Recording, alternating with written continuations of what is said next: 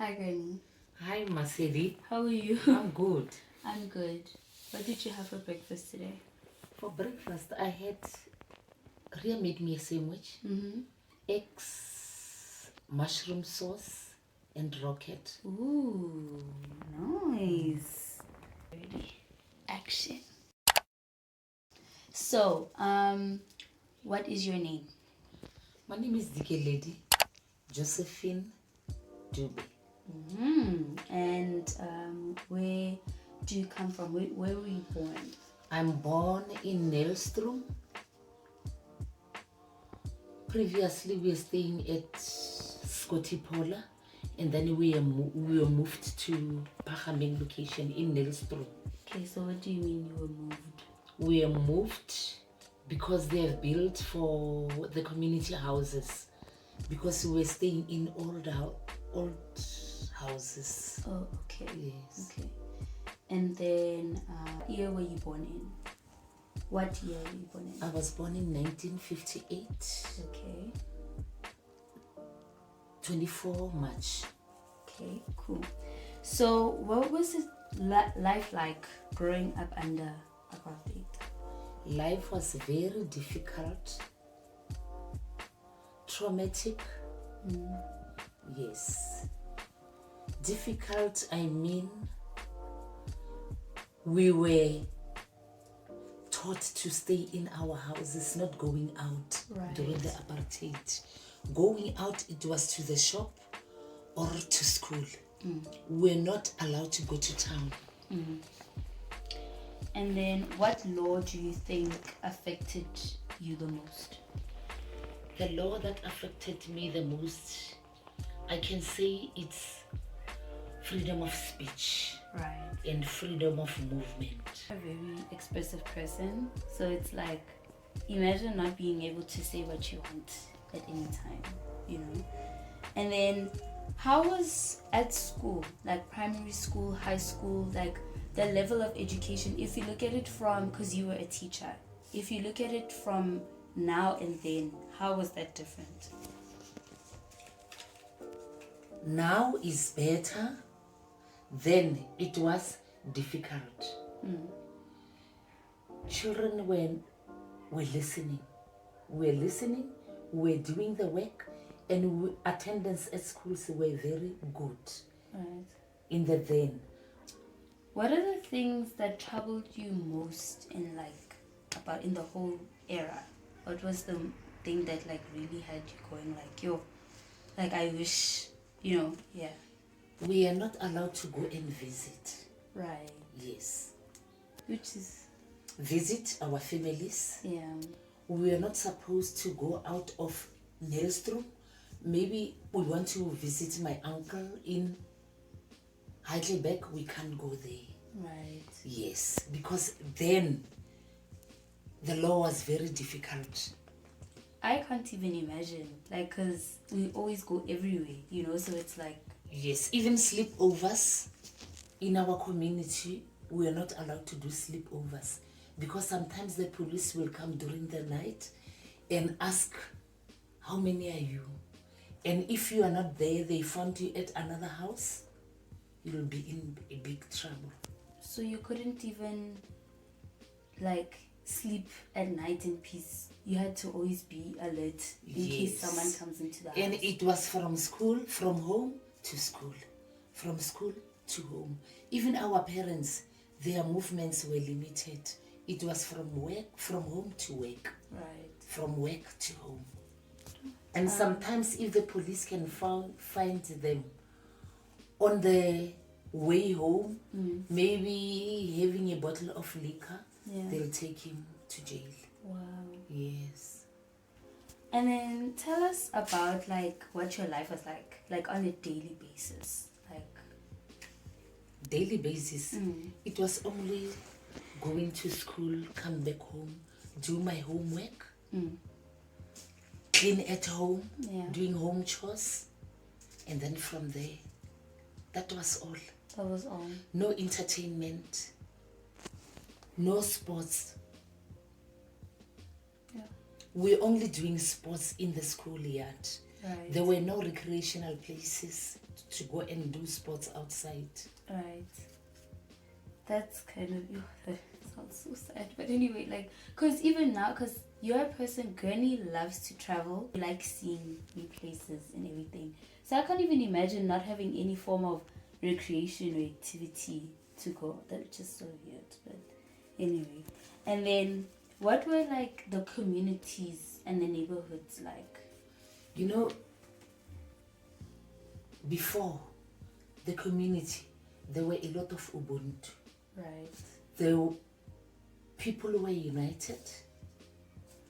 They were working together, helping one another.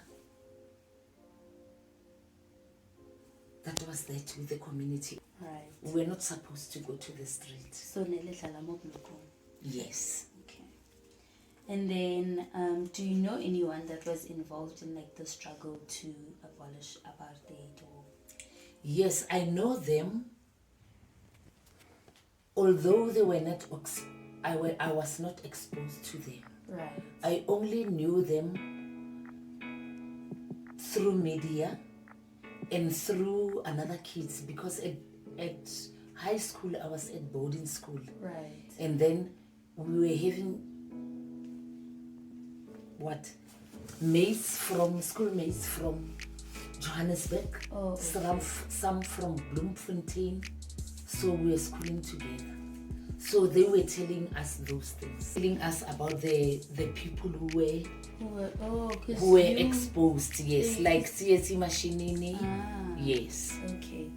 And then in tertiary, did you face any unfair treatment, any discrimination from your teachers or people like your peers that were attending at the same time as you? Yes, the kids were not. With the kids, the students were okay, Yeah. but the teachers, they were very strict. Okay. Very, very strict. They wanted their work to be done. And I remember one day I didn't go to school.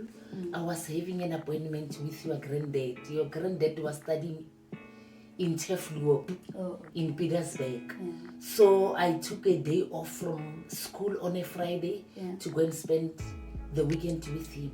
And one of the teachers spotted me at the way to Petersburg, waiting for somebody to give me a lift to go to Petersburg, and I was in trouble. So the teachers were very, very strict. Very strict. Yes. And even at school then, we didn't have freedom of speech. Although some teachers were oppressing us, but we were not having freedom. Right. Yes, to take out our views. Okay. And then, do you think that growing up under the system sort of helped you become the person that you are today? Yes, I think it helped me, because the strictness from my home and the strictness at school, it was the same. And that it molded me. I couldn't go and leave my work behind and go and visit friends, and on my Sunday night I didn't do my work. I did my work accordingly. Today I'm happy for what I am. Right. Yes. And then, when you look at South Africa as a whole, what long-term effects do you see that the country doesn't, like, we still aren't there yet? Like, even though it's over like 25 years ago, what do you still see that it's like, okay, it hasn't really finished yet, we still have a long way to go? With your question, I think we are still behind. And then behind in which way? I think our leaders are not trustworthy. Doing a lot of things because of that. People are earning little salaries because of that. You know, there are a lot of things that are happening. Yeah. Yes. Okay. And then 3 more questions. What's your favorite sweet? favorite sweet, it's chocolate. And then where's the place that you enjoyed traveling to the most? Which I intend. No, that you you went and you were like, after you came back, you were like, wow. Yes. I went to Thailand and then Dubai. Mm-hmm. Yes. Okay. So those are the places that I like most, and even their lifestyle. Right. And then next, final question. Do you love me? Yes, I do love you. I'm kidding.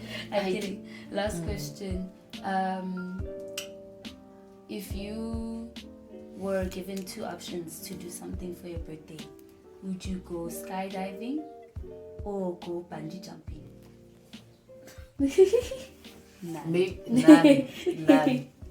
You have to choose one. And then to show that I love you, can I give you a hug? Aww. I love you too, Queenie.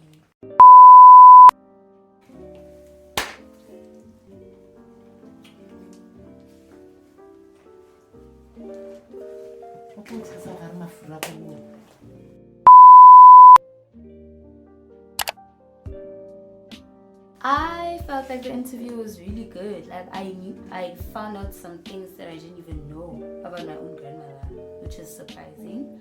But also it's nice to learn things from like the older generation, and just it's actually good how we get to see that we take so many things for granted. Like imagine not having the freedom of speech, I would die, because like I always have to voice my opinion. And also not being able to go anywhere. Like that sounds depressing. Like how are you not depressed? I feel good. I'm tired because of school.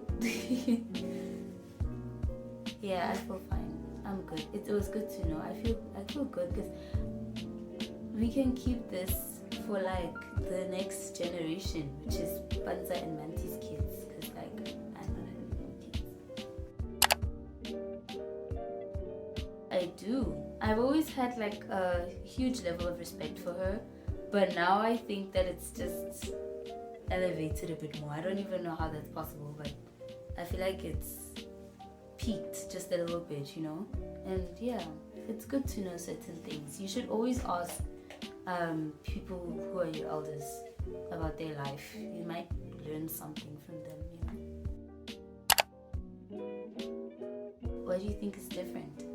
Importance. Oh, Why do you think? Why do I think it's important? Just so you can learn about what life was like, and also to get people's perspective on the way the world is now compared to then. And you can also sort of get the contrast. So like you might take things so small and you think that it's a given, but it really isn't. Sometimes people don't have the choice, and that in those days they didn't really have much of a choice to do anything, but now you do, and you think it's easy to get anything taken away from you. So just cherish and be grateful for everything that is given to you. I would tell them that, you know what, your great aunt was hot like a heater, and number 2, you're going to school because I had to go to school through a pandemic. Number 3, stay like being who you are, be confident, because like in our family a lot of people have confidence. So stay confident, remain positive, and also just love yourself. Take care of yourself, be easier on yourself. Self-love is the best love you can get to yourself, but to get to that point it's very difficult, you know. You need to have a lot of life lessons and experiences so that you can learn how to self-love. And if you don't love yourself, then who's gonna love you, you know? You need to start by loving yourself first.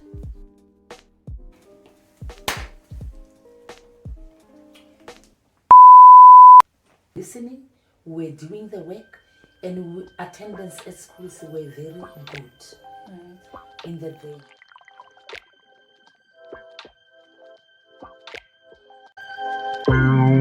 Cold pizza on Tuesday.